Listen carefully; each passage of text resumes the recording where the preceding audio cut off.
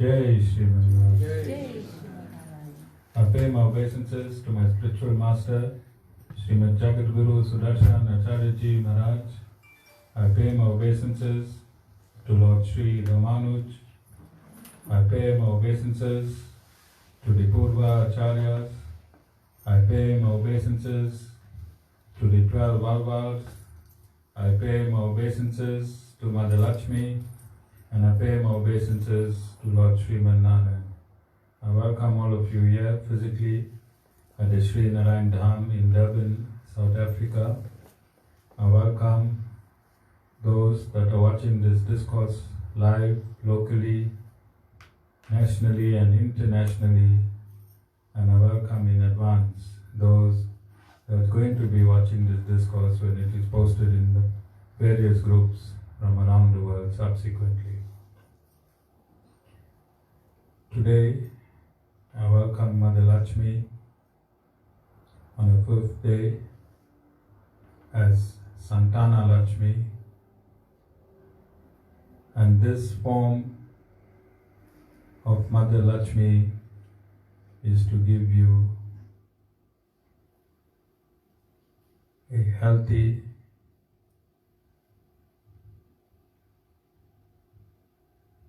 progeny.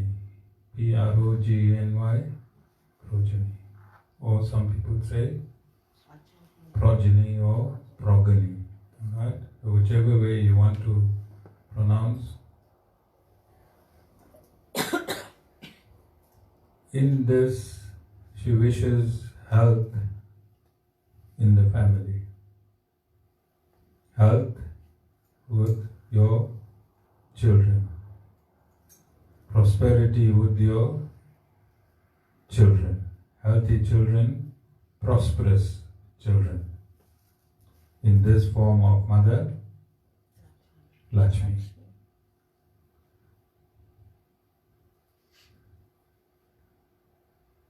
This is in the dimension of the independent family.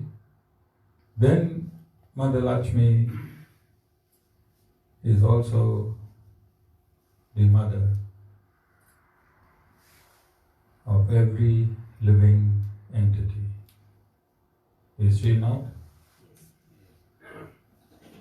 Then she will also want health and prosperity within all living entities, like a mother would want prosperity amongst her own children. Mother Lakshmi is the universal mother. Then she would want prosperity within all the living entities that exist in this material world.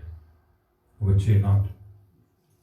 And this covers our discourse on oneness. One mother, infinite amount of children, one desire of the mother, prosperity amongst every child.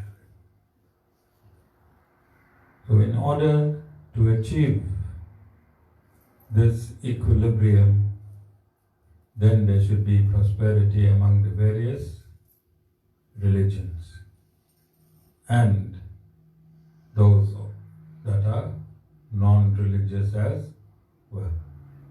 There should be equilibrium. So we hope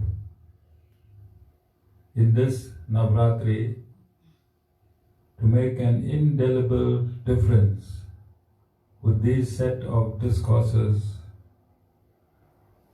to change or to start the change in the mind of man. Earlier we stated that Mother Lakshmi continues to transform herself, and one of her transformation is Saraswati. And what is Saraswati?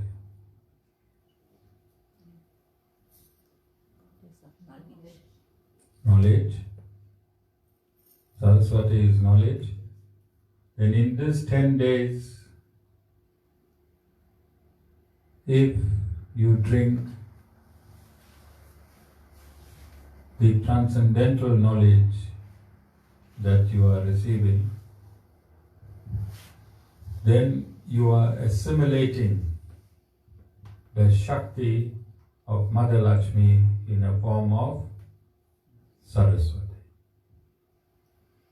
So in these 9 days, there's an immense benefit for those of you that are present here and for those that's going to be using this discourse to evolve to the next dimension in the personal lives, wherever they are, from whichever part of the world. In this topic of oneness, an important word comes to mind, the word core, C-O-R-E. What does the word core mean?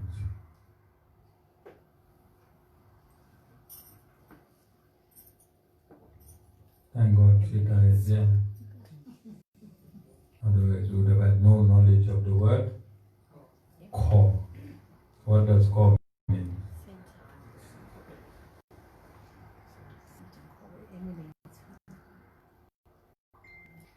It is the tough central part of various fruits containing the seed. Carry on.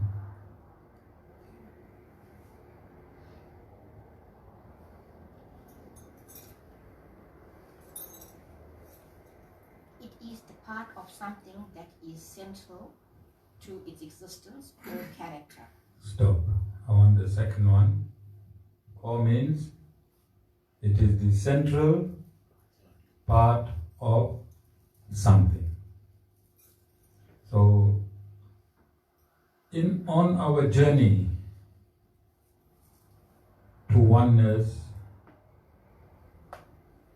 we are going to journey through the various scriptures until we reach the core scripture.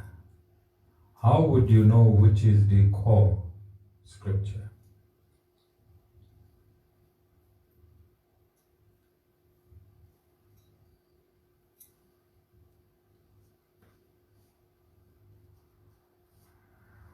How about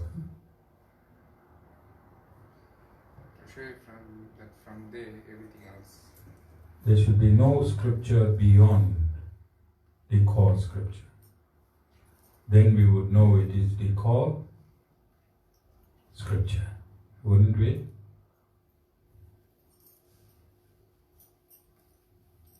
How many of you heard of Adam?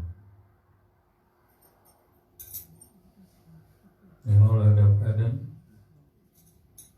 And what was his wife's name? Eve. How many of you heard of Moses? How many of you heard of Abraham? You all heard of Abraham? And what was his wife's name?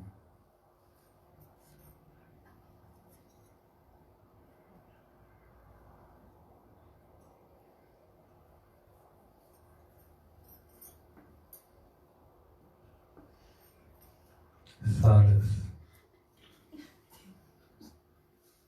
What was his wife's name? Sarah.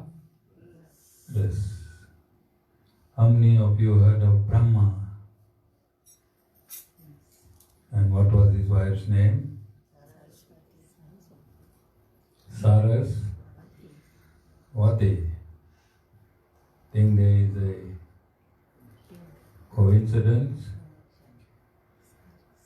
How many of you heard of Manu?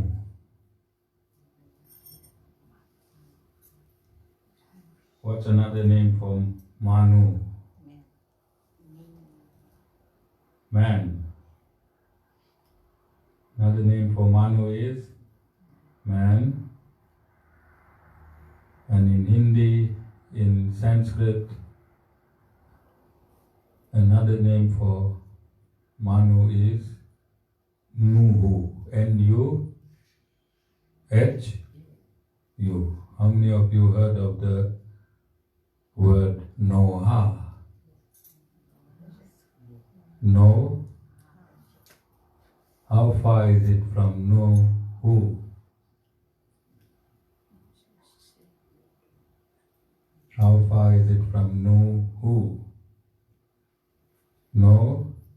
Ha. Who? Ha. The best name? How many of you heard the word Christ?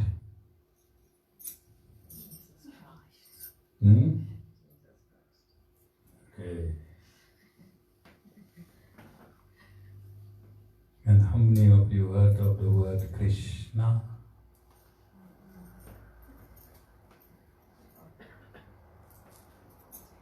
Christ, Krishna. You heard these words? They sound almost identical. They are very old stories found in different scriptures. Krishna is found in the Vedas, specifically the Mahabharata and Bhagavad Gita. Christ is found in Bible. Abraham is found in Torah, Bible and Quran. Adam is found in Bible and Quran. And Brahma is found in Vedas. The wife of Abraham is found in Torah, Bible, Quran as Saras, and Brahma's wife is found in the Vedas as Saraswati. So I'm just picking up a few names from here and there. Okay? I hope this piqued your interest. And how do you spell that piqued?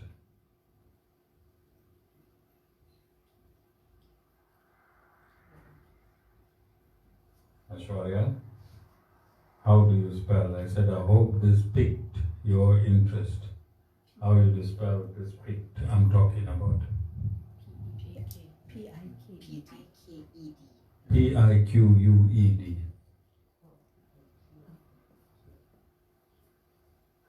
Okay?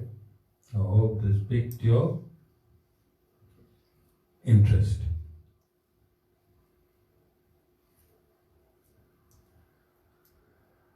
How many of you are interested? Very reluctantly I'm seeing some hands come up.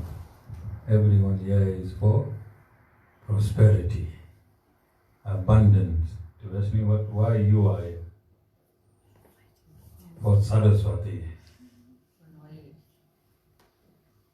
Not to learn, but to pass exams.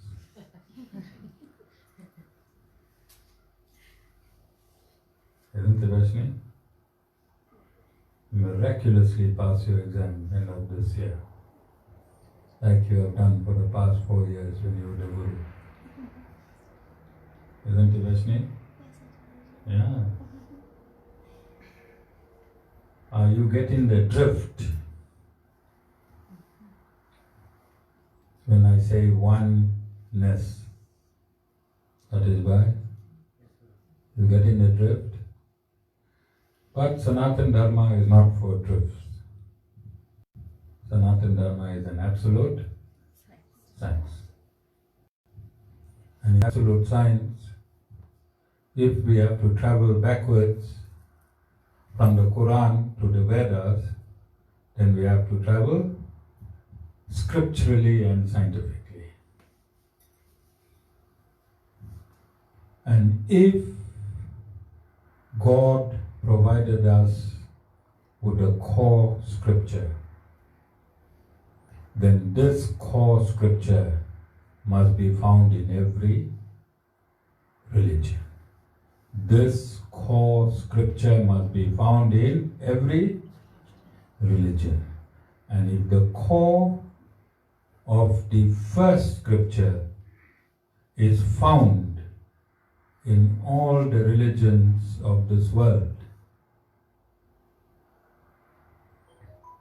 then all the religions should be one. All the religions should be one, and on this basis, we at the Sri Narayan Dham is unpacking oneness through the various religious scriptures. I've stated it is sensitive to one day realize that the core of your religion is Sanatana Dharma. Is Sanatana Dharma. So it is sensitive, and going forward, I'm going to bring research by Islamic scholars and Christian scholars to prove that the core is Sanatana Dharma, so that there is no bias. And in terms of Sanatana Dharma, there can be no bias. Why? Because science is science. There is no emotion in science. There can be no emotion in science. Can there? When you split water into 2 hydrogen and 1 oxygen, how do you feel? Neutral, no emotion. That is science. Is it not? So if we split Sanatana Dharma into various dimensions, why should there be any emotion? Because the splitting of water and the splitting of Sanatana Dharma should be the same, because it is absolute science. All of you understand? Are there any questions? So again, I'm saying it is absolutely futile that if you don't know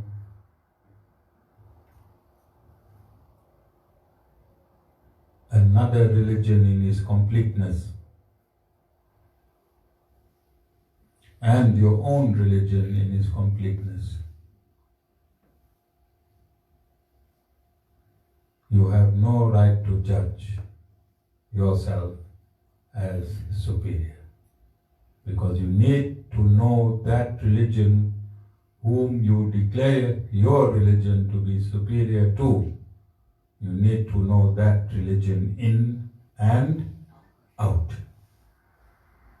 Then you need to know your religion in and out.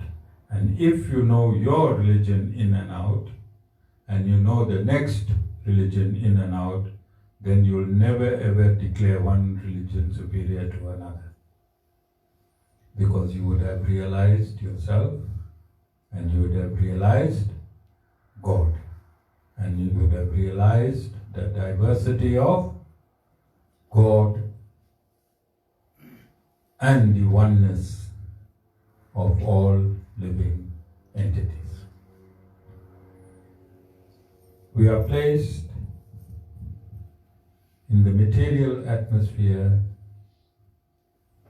for self-realization. The material atmosphere is temporary. Self-realization means I am this soul and not this body. When you realize I am this soul and not this body, then you realize that every other entity that has life is identical to you as the soul. And when you realize that every other entity is identical to you as the soul, then you are in absolute oneness. And that is why you are placed into this material atmosphere. When you realize this oneness, then you'll be ejected into the spiritual domain. Jai Sriman Narayan.